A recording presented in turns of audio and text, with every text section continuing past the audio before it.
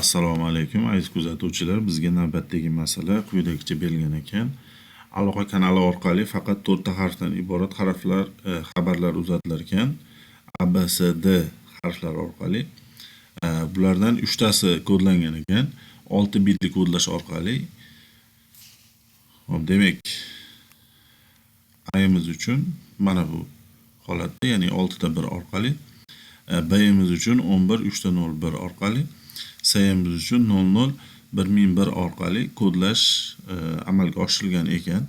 Bizdan so'rayotgan narsa D harfi uchun quyidagilardan qaysi biri javob bo'ladi, ya'ni kodlashimizga qaysi bir javob bo'ladi deyapti. Faqat bu yerda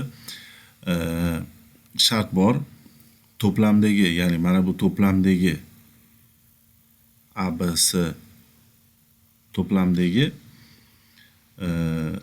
har qanday ikkita kod kamida 3 ta pozitsiyada farqlanishi kerak ekan. Shunga e'tiborli bo'lamiz. Ya'ni A, B, C kodlar berilgan. D ni topganimizda qaysidir javob chiqsa, demak, uchalasi bilan ham kamida 3 ta pozitsiyada farqlanishi kerak. Mana shu shartni bizga qo'yapti. Demak, birinchisidan boshlab, ya'ni A dan boshlab tekshirishni boshlaymiz. Xo'p, A javob bilan tekshiradigan bo'lsak, xo'p, A harfi bilan solishtirganimizda, demak, mana bu yerda 5 ta pozitsiyada farq qilyapti. Bu bizni qanoatlantiradi. Keyingisiga o'tamiz. Xo'p, mana bu yerda 2 ta ekan.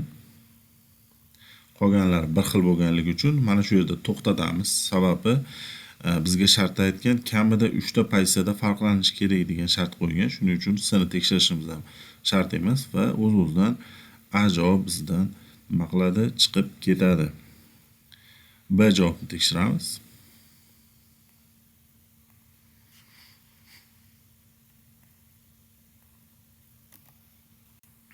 Xo'p, B javobda demak, xo'p, A bilan solishtirganimizda bu yerda 2 ta pozitsiyada farq qilyapti ekan. Demak, bular tekshirishimiz ham shart emas.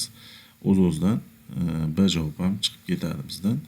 Sababi har bitta harflar bilan kamida 3 ta pozitsiyada farqlanishi kerak.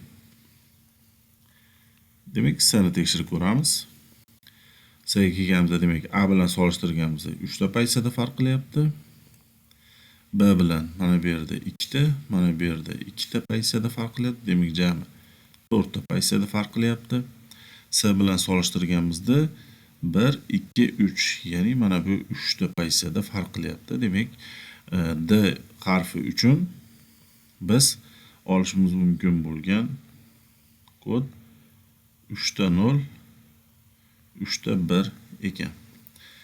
Xo'p, nimaga buni olamiz deydigan bo'lsangiz, buni dekodlash mumkin, ya'ni bular bilan bir xil bo'lib qolmaydi. E'tiborlaring uchun rahmat.